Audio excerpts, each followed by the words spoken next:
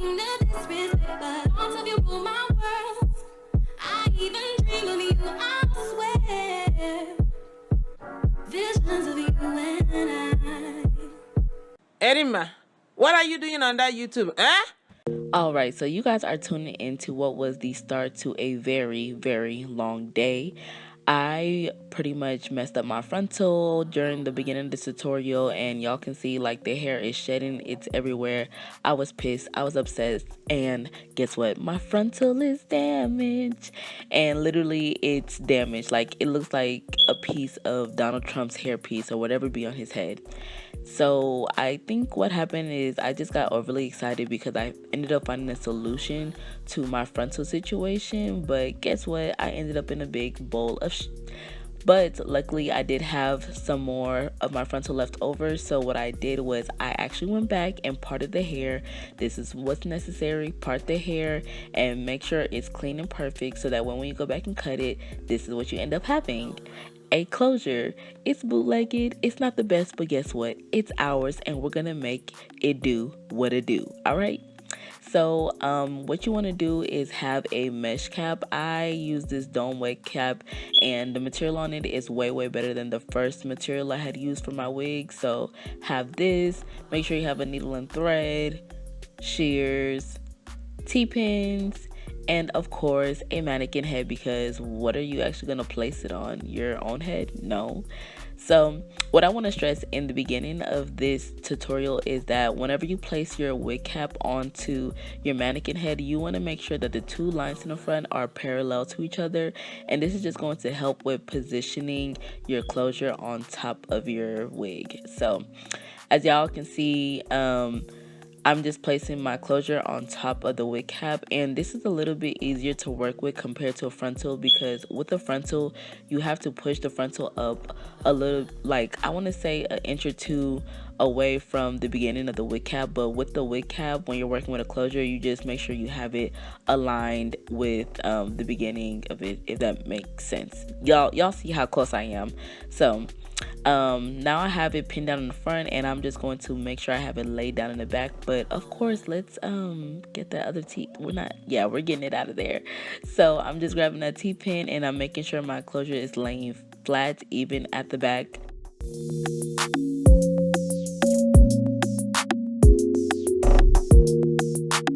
And if you want to, you can add some even towards the middle. So this is what it should look like, all sides pinned down. You want to make sure that closure is laying flat. It needs to be flatter than watered down soda. That's how flat I need this closure to be, because we do not need no bumps or anything. So what I'm doing is I'm starting off by sewing. Yay, we're sewing it down finally. And I'm just getting my needle and thread, and I'm starting from the corner, making sure I'm securing it down. And we're doing the loop and pull method. So as y'all can see, I'm just grabbing some of the material from the wig cap, and then I'm going underneath and then going through the back of the closure. And you want to pull and put the thread through the needle and pull through. I'm gonna explain that a little bit better because I feel like I didn't even explain that the way I wanted to. But all we're doing is just grabbing a little piece of that material from the wig cap, and then you're gonna pull it through. So this is loop and pull. So going through the back of the closure, putting the thread over that needle, and then pulling it through. And we're just repeating the same step over again.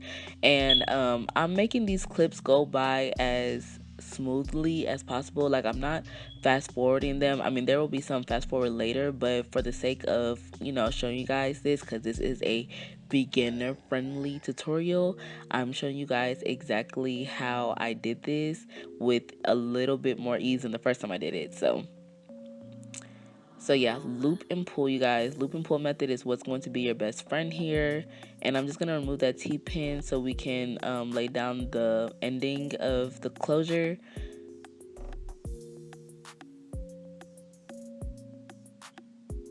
Grab some of the material, go through the lace, puncture it, pull the needle up.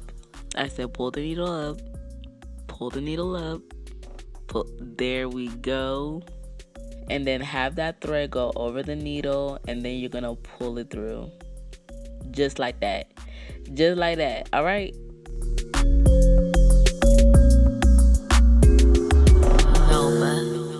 So once we get to the end of that, you want to make sure you're securing it by tying a knot. This is just going to really just provide safety for your closure, because we don't want it flapping nowhere. All right.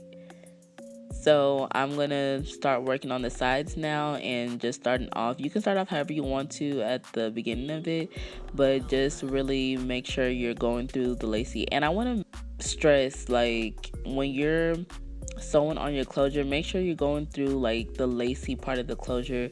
Don't get no more than what you need to. Like, don't sew through the lace and then through some of the hair, thinking like that's really going to secure it down.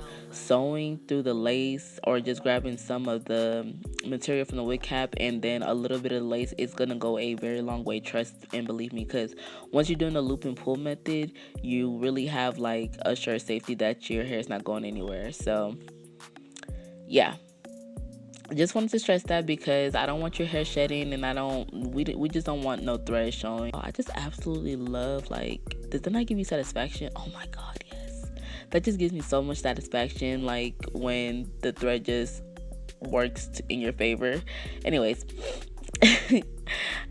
so again, loop and pull, and we're getting towards the end, and all I'm doing is pulling that needle through, and you're gonna bring the loop over that needle and then pulling it through, and that should end off that part of the closure.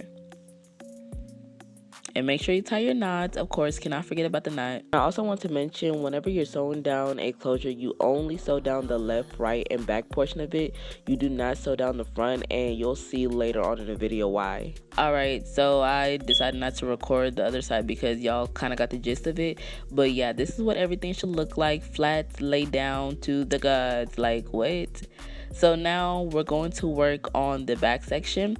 And I've already T-pinned the side, and I'm using my 20-inch bundle. And you want to make sure whenever you're working from the back, like, I have 4 bundles, so if you're someone who has like 4 bundles, I would say double your wefts, because you want your hair to be full. You don't want it looking like scanty and looking like you have see-through screen doors for bundles. It's just a big no-no. So anyways, what we're gonna do is just start off from the back by sewing this down. So basically what you do is, whenever you're sewing down the weft from the back, you want to make sure you're starting off by sewing it down on the band. And again, you're sewing it on the band, you're not sewing it through the band, because sewing it through the band is pretty much going to make your wig not fit, because you're sewing through the elastic of the band. So make sure that you're picking up the material from the band where the elastic is, but you're not sewing through it. And I'm stressing this because when you're finished with this wig and you've sat through hours to get it done and it does not fit, that is going to be the reason why. So I kind of fast forward through most of the video, and I just skipped over to the part where I'm kind of sewing the bundles onto the actual wig cap.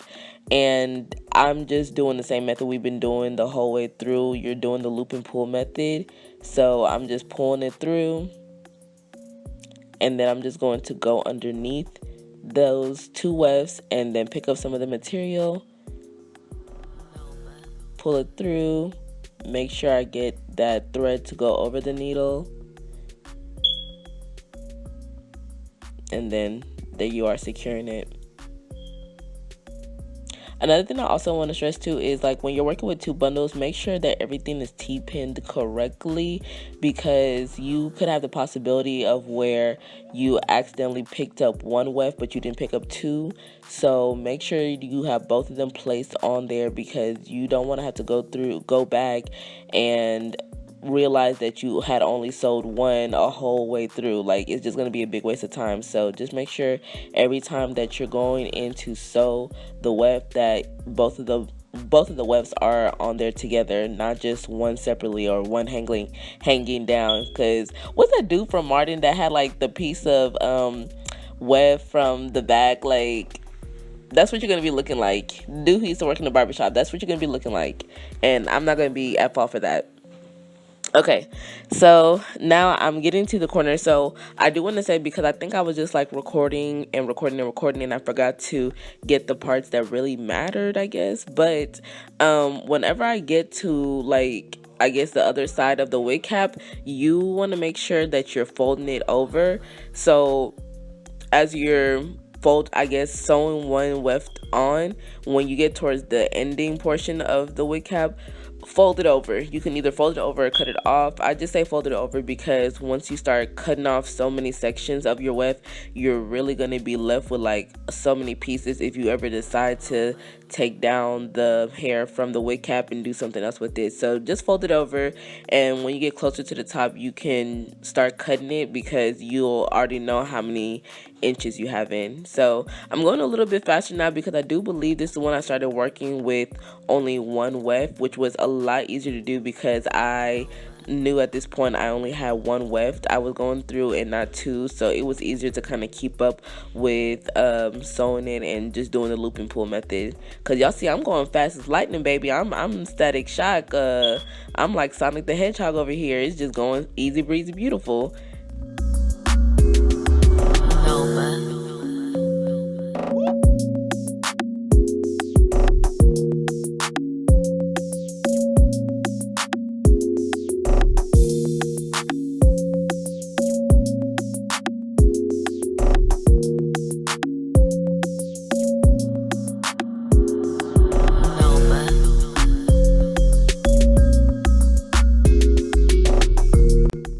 Alright, so this is what you should have so far. So I'm just T-pinning this section down, and again I'm working with one weft again this time, and I had cut this part, so I didn't do the fold over method. I had cut it once I got to the other end.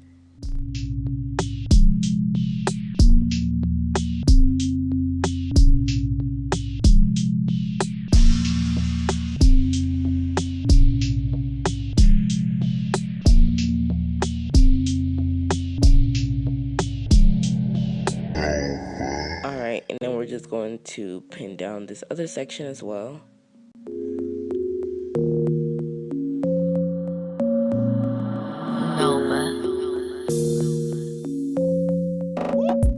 Alright, so once you get closer towards the front, your wig cap is not going to be curved out like it used to. It's going to be more squared, so you can kind of measure out how much hair you want to start placing, because it's not going to be like how it was like using full wefts. You might most likely have to cut some off, but this will be a little bit more helpful because once it starts squaring off, you kind of get a good measurement of how much hair you want.